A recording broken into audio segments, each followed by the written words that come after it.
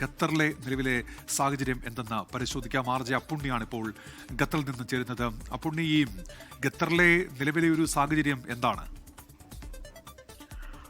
ഉന്മേഷ്, തീർച്ചയായിട്ടും ആശങ്കാജനകമായിട്ടുള്ള ഒരുപാട് സാഹചര്യങ്ങളിലൂടെ തന്നെയാണ് ഖത്തറും കടന്നു പോകുന്നത്, ഖത്തറിലെ പ്രവാസി സമൂഹവും കടന്നു പോകുന്നത്.